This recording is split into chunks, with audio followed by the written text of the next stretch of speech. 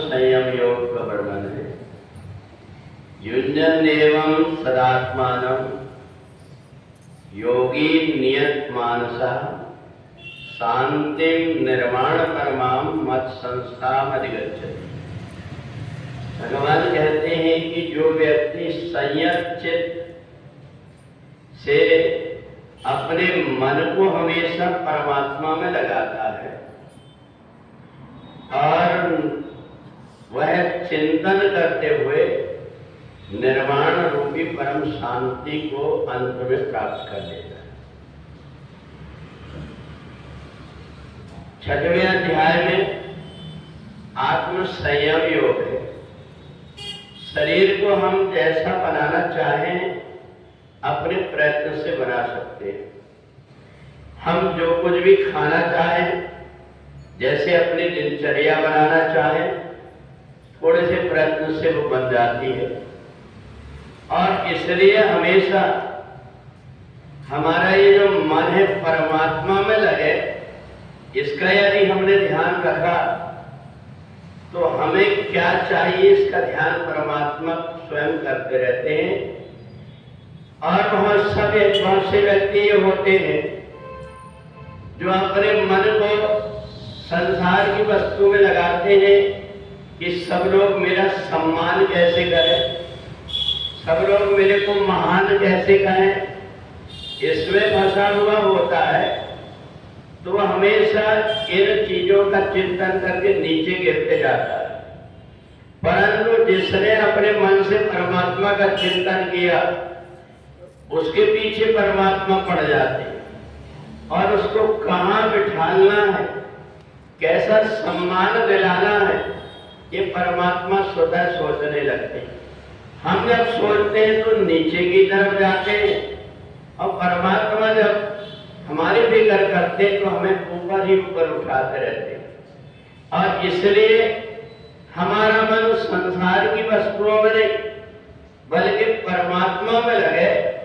तो परमात्मा में लगने से व्यक्ति को दो चीजें होती हैं। एक तो उसका जन्म और मरण मिट जाता है, दूसरा उसको परम शांति मिलती है। जो चरित्रवान व्यक्ति है, जिसने अपने आप को संयमित बना लिया है, चाहे जैसी परिस्थिति में अपने आप को ढाल लिया है, उस व्यक्ति को परम शांति मिलती है।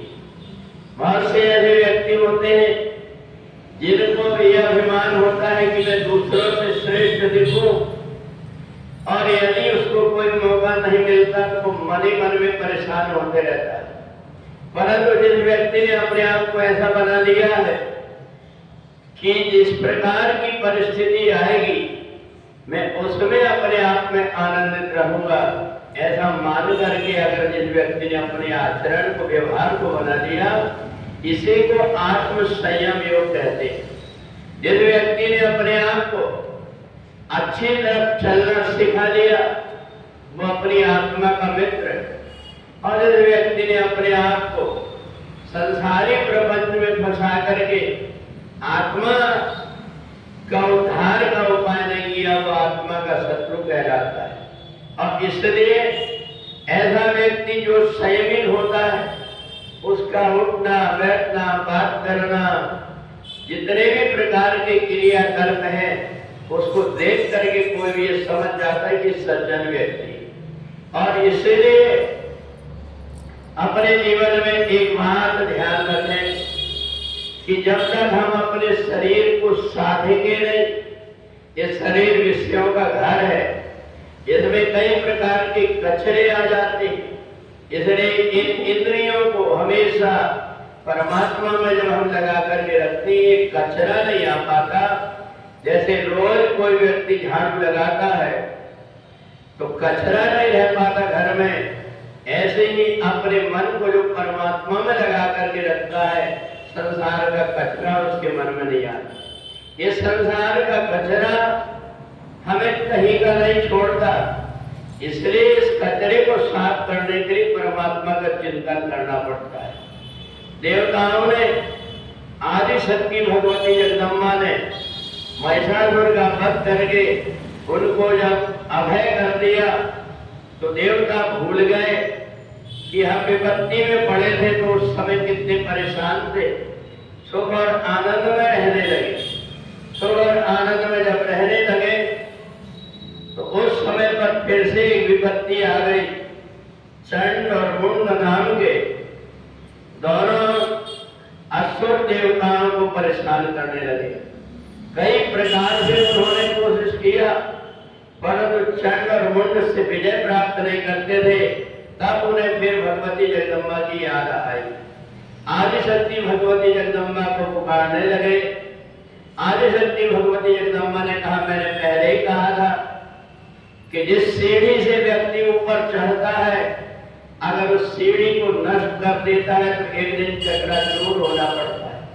उसको देखते रहना चाहिए सीढ़ी को। इसी सीढ़ी से मैं ऊपर चढ़ा था, ये कभी काम आने पर थोड़े नीचे उतरने की काम आएगी।